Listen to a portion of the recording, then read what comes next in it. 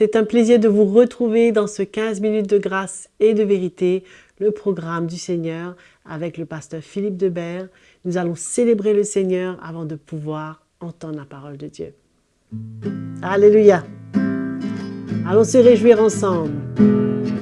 Je te célébrerai et je te chanterai un chant nouveau. Je te célébrerai et je te chanterai un chant nouveau. Je te louerai, chanterai un chant nouveau. Je te louerai, chanterai un chant nouveau. Alléluia, Alléluia, chanterai un chant nouveau. Alléluia, Alléluia, chanterai un chant nouveau. Chanterai un chant nouveau. Chanterai un chant nouveau. Alléluia.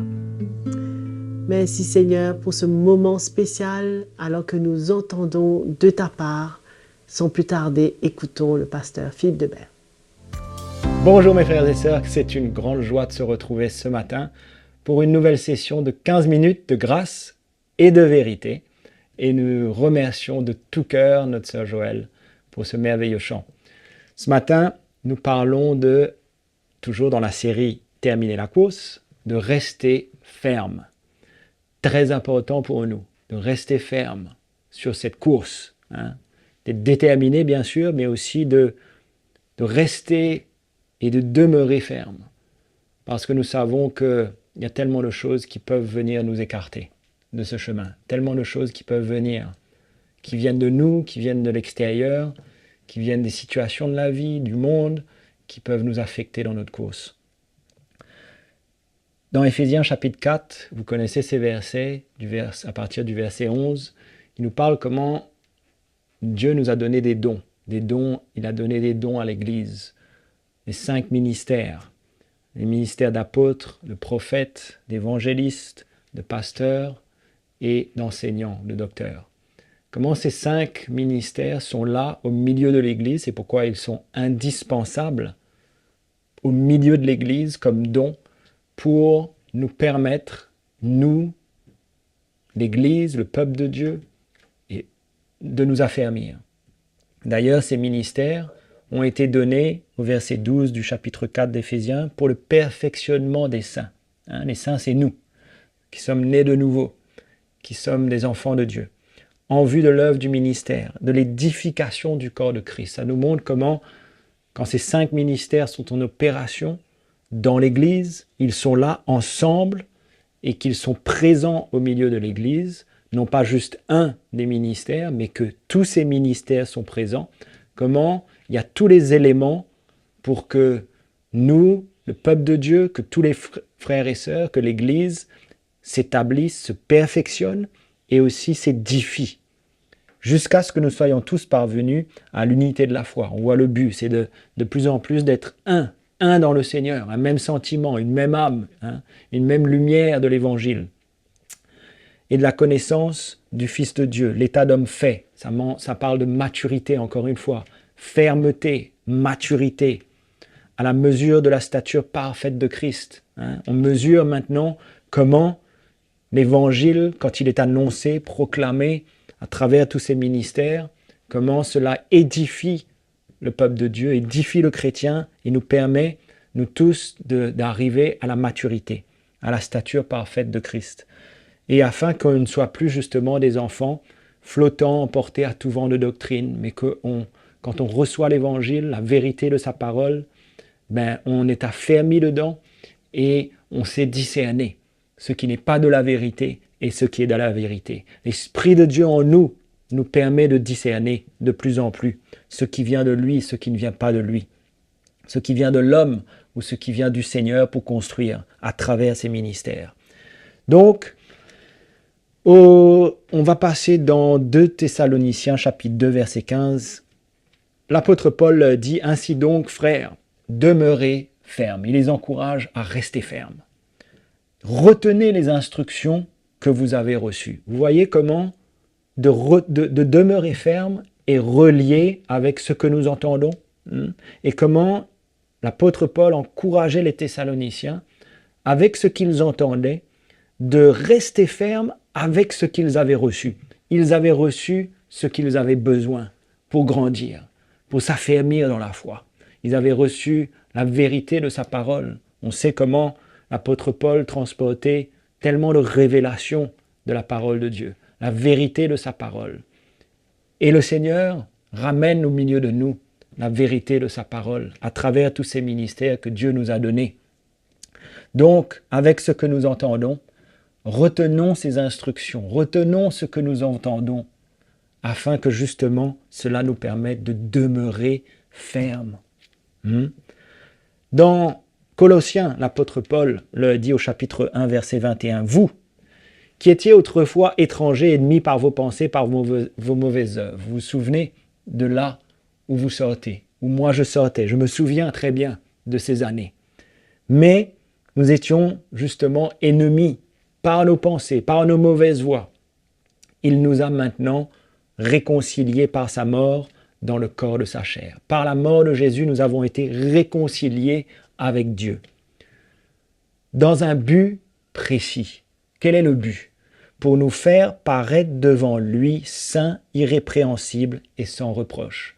Ça nous rappelle ce qu'on avait mentionné dans une session précédente, cette course de la sanctification sans laquelle personne ne verra le Seigneur, vous vous souvenez? Donc le but, c'est vraiment de nous emmener à être de plus en plus saints, sans reproche devant le Seigneur, irrépréhensibles. Mais il y a une condition à cela dans le verset 23.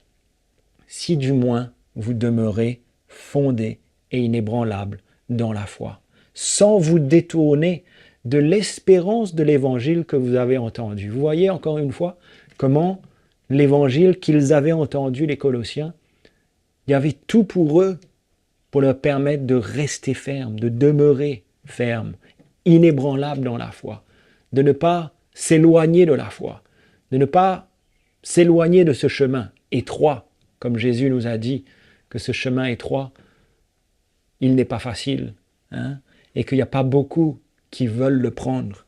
Mes frères et sœurs, prenons ce chemin de tout notre cœur. Sachons et soyons convaincus que de prendre ce chemin, de s'engager sur ce chemin étroit, c'est là notre espérance du salut. Vous vous souvenez que la dernière fois, on a parlé de travailler à notre salut. Il n'y a pas d'autre chemin que de marcher sur ce chemin étroit et de laisser le Seigneur faire ce qu'il a besoin dans nos vies. Amen.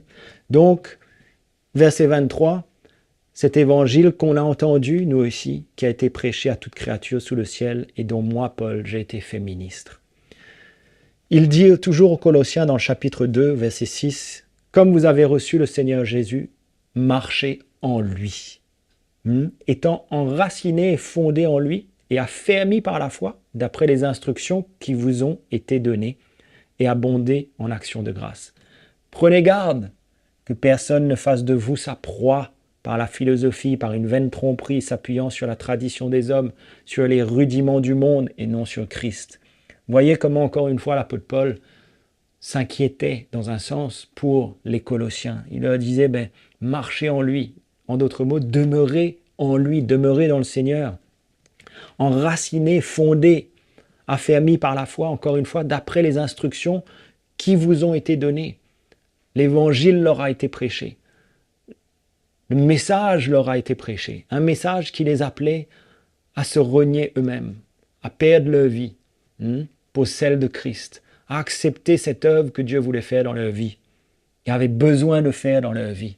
C'était le message de l'apôtre Paul, c'était le message des premiers apôtres, le message de la croix de Jésus qui les emmenait, comme Jésus nous l'a enseigné, à renier, à se renier soi-même, à porter notre croix et de le suivre. C'est comme cela qu'on a besoin de le suivre. Et c'est comme cela qu'on est des vrais disciples. Hein. On ne veut pas être religieux, on veut être des vrais disciples de Jésus. Parce que pour arriver jusqu'au bout, frères et sœurs, on ne pourra pas être religieux. On aura besoin d'être des chrétiens éveillés, des chrétiens qui sont prêts et disposés à échanger leur vie pour la vie du Seigneur, prêts à mourir à eux-mêmes tous les jours, porter leur croix. Et c'est comme ça qu'on va demeurer ferme sur ce chemin étroit. Hein. Il n'y a pas de place pour dévier. C'est un chemin qui est étroit, qui reste étroit. Philippiens, chapitre 1, verset 27, avant qu'on se sépare, nous dit seulement « Conduisez-vous d'une manière digne de l'évangile de Christ, afin que soit que je vienne vous voir, soit que je reste absent, j'entende dire de vous que vous demeurez ferme, dans un même esprit, combattant d'une même âme pour la foi de l'évangile, sans vous laisser aucunement effrayer par les adversaires. » Et un peu plus loin, au verset 30, il nous dit, au verset 29, il dit cela de la part de Dieu, car il vous a été fait la grâce par rapport à Christ, non seulement de croire en lui, mais aussi de souffrir pour lui. Il y a une souffrance. Cette souffrance, c'est d'accepter que Dieu fasse son œuvre en nous, hein, d'accepter de mourir à nous-mêmes. Et pour cela, d'accepter tout ce qui vient sur notre chemin, en soutenant le même combat que vous m'avez vu soutenir au verset 30 et que vous apprenez maintenant que je soutiens. Voilà ce que l'apôtre Paul les encourageait à faire, de demeurer fermes dans ce même esprit, combattant eux aussi d'une même âme. Comme lui, il combattait, comme lui, il était déterminé à prendre ce chemin, à accepter ce que Dieu voulait faire dans sa vie, à traiter durement sa chair, comme on l'a mentionné précédemment. Traiter durement sa chair. Il ne faisait pas confiance à sa chair. Il ne voulait pas laisser l'avantage à sa chair, mais au contraire, il était prêt et déterminé.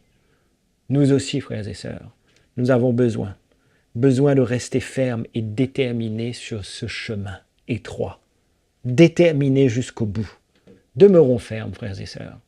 N'allons pas nous laisser égarer, n'allons pas nous laisser attirer, n'allons pas nous détourner de ce chemin étroit qui est devant nous. Mais au contraire, soutenons nous aussi ce même combat que nous voyons les frères devant nous soutenir par leur vie. Nous avons des exemples autour de nous et devant nous, n'est-ce pas? Des exemples à suivre. Quelle grâce que nous avons devant de nous des hommes, des serviteurs de Dieu, prêts et disposés à prendre ce chemin pour nous. Nous avons des exemples et nous voulons les suivre. Je vous encourage, frères et sœurs, encore une fois ce matin, à demeurer ferme et de combattre le bon combat de tout votre cœur. On se retrouve à la prochaine session. À très vite. Nous sommes arrivés à la fin de cette session de 15 minutes de grâce et de vérité et le Seigneur a encore en réserve pour vous. Nous remercions le pasteur Philippe Debert pour ce message et nous vous invitons à vous connecter à notre chaîne YouTube City Amai et ne pas oublier de mettre le petit pouce et de liker. Et si vous avez des questions, des commentaires, un témoignage, envoyez-les sur l'adresse qui est affichée à l'écran. À très bientôt.